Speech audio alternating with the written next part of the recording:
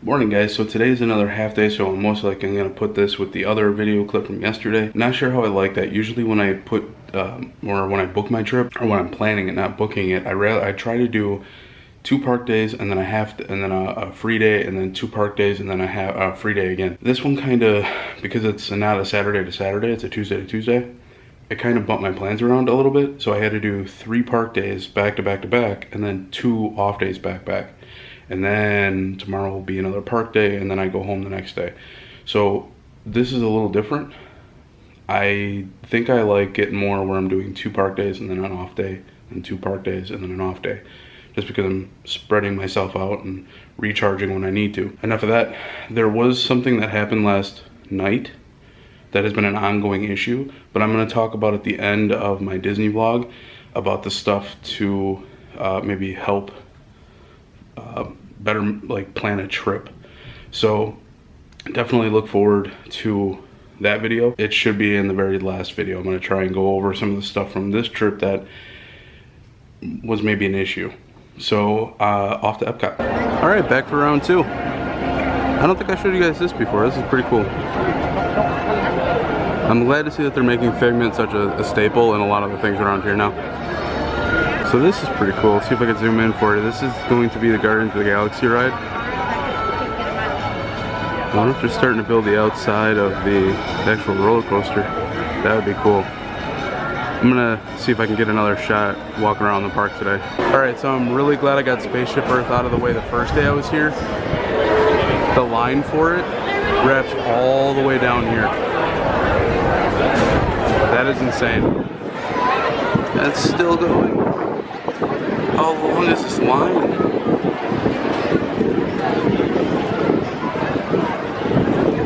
Another way of looking at it is that it almost touches the exit of the ride. Take a look inside Mouse Gears and see if there's anything I passed over. This is pretty neat. It's actually a Figment comic by Marvel. So price-wise, you're looking at $19.99 in the US. Not bad. This is actually pretty funny, but they got a highlighter set that looks like the different trash cans from the other parks. That's so cool. Not sure a set of highlighters is worth $17, but hey, to each their own. So not gonna lie, these are pretty nifty. And they're $11 if you buy 2. They're $11 each if you buy 2.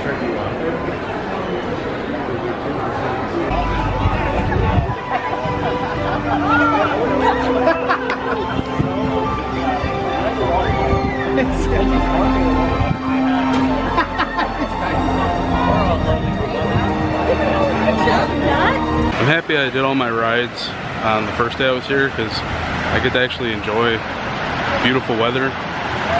Probably hear the waterfall behind me. It's gonna be a good day. Time to head over to World Showcase and just explore a little. Just stopped inside of another art booth just to take a look at some of these. This is amazing. This one's cool.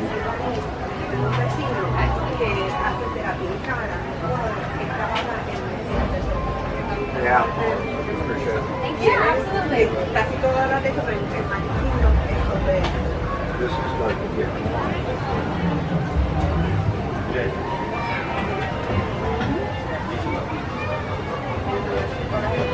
Stephen Fishwick. He is really good. I really like his stuff. So she just said this Mickey one right here only takes a guy about 20 minutes to actually make. That's insane.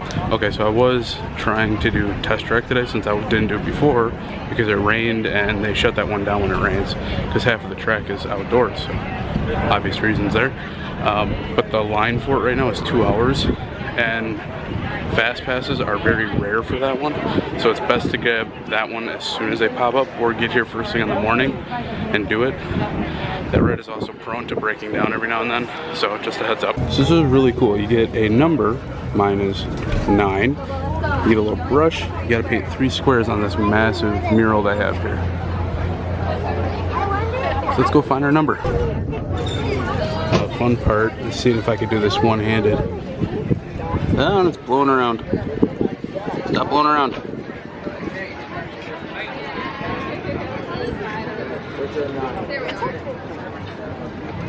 There, I did my 3. There's a lot of empty space there. So this is really cool. Not sure where my green came in, But apparently this is what the front will look like. So that section way down yonder, that's what it'll look like. I guess they switch them out every couple days. Alright guys, so this one's gonna be a little tricky because I'm not actually sitting at a table. But this is the lemon blood orange tart for $6.50. Looks little different, but I see blueberry, so that's a plus. Okay, so hopefully the wind isn't bothering it too much. It's actually kind of windy every now and then. Overall, that dessert wasn't too bad. I think it was worth the $6.50. That was one of the better priced ones. It tasted almost like a lemon meringue pie. It had a red filling to it. Some of the stuff on top was like a chalky texture to it, chalky topping. I know one of them was a hard candy, so it wasn't too bad. Highly recommend that one.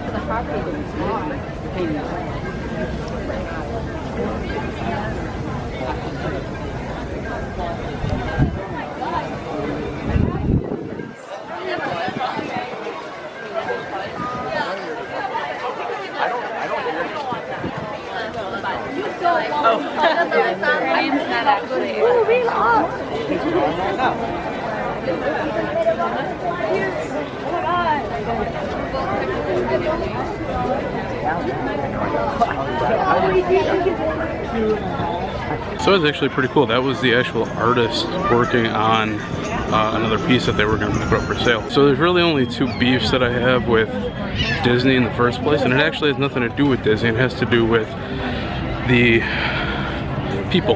Don't stop in the middle of a walkway with a stroller. If you're going to stop or slow down, stay to the right. Two, there are signs. Apparently everybody here is illiterate and can't read. Just stopped for lunch and there were quite a few people feeding the birds, literally right in front of signs that said, please do not feed the birds. And what made it worse is that the parents were kind of encouraging them, taking pictures of it and throwing food with them. So it's unfortunate that people can't read. Honestly, those are my only two beefs with the parks, and those aren't even with Disney at all. They're with the people visiting Disney. So just have respect for the park and the people that you're with. So if it's not the pagoda in Japan, it's the Viking building or architecture in Norway. That's gotta be probably one of my top 2 or 3 things just to look at. Just so cool. Let's go inside.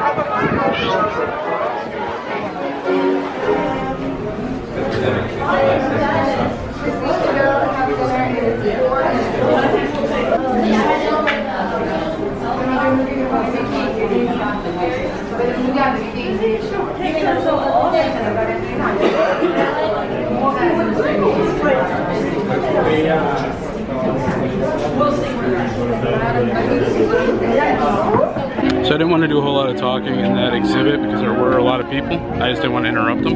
But it's a really cool place if you want to learn a little bit about the history of the Norse gods. Pretty interesting. And if you notice, there's a effect on the windows in that exhibit. That's because of the security. It's the same thing that was over in Pandora on a lot of the cases there. I was going to try and do the art drawing thing that they have for the art festival. I think I may have to pass on that today.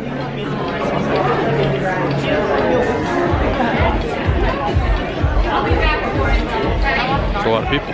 So let's flip this circle in half from top to bottom. I don't want to speak too loud and interrupt people, but this is really cool, teaching people how to draw Woody. Center line, so it's the center of his face. And like I mentioned, the circle's only about the top half. We said the bottom half is to be below that, so I'm going to have this line reach down towards the bottom of the page. Okay, so this I found really interesting, but if you look at this is a Chinese artwork coming from, I want to say, the 13th century. Yep. The 10th to the 13th century, my bad. But basically they used art like this to give an effect in the Bambi movie on how to make backgrounds more lively without overcomplicating it, which is really interesting. You wouldn't think there's a connection between a modern movie like Disney animation and then a Chinese painting. Really cool. So this is also really cool, but this guy right here, Gustave Dore, you have no idea if I pronounce his name right. He's a late 19th century French artist whose work span a number of mediums. Today, he is best known for hundreds of illustrations that accompany many classic works of literature, most notably Dante, the Divine Comedy, which, if you don't know, Dante's Inferno is actually a game that came out quite a while ago for the PS3 and Xbox 360. Very gory, but seeing as how some of the art used in that literature was also used for Snow White, which is really cool. Oh, couldn't ask for better weather today. Beautiful out.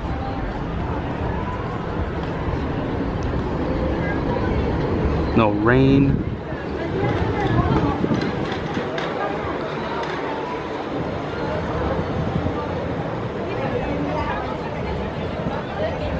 Absolutely beautiful out.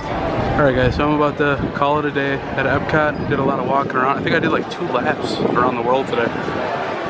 But right underneath Spaceship Earth, the line for this is still wrapping around. Now it's wrapping around this side. With the ride closing, I want to say the end or the beginning of next year, this ride is going to be extremely popular just to try and catch the nostalgia before they shut it down for good. It's supposed to reopen on the anniversary, or one of the anniversaries of Epcot. I think it's the big one. I'm looking forward to what they're going to change with it. But I know they've been trying to, or the Imagineers have been trying to crack into it for quite a while, so they're finally getting their opportunity. Let's hope they don't disappoint. Alright guys, so it just hit me that I never gave you guys a proper send-off for yesterday's video. My dearest apologies. Oh my god, I can't believe I forgot that. But it was awesome. I even got some big news that I want to share with you guys at the very end of this trip, so make sure you stay tuned. It's Disney based or Disney involved, so make sure you definitely pay attention to the end of this trip. It'll probably be in the very last video, not the haul video, but it will probably be in the last video that I take tomorrow as I leave.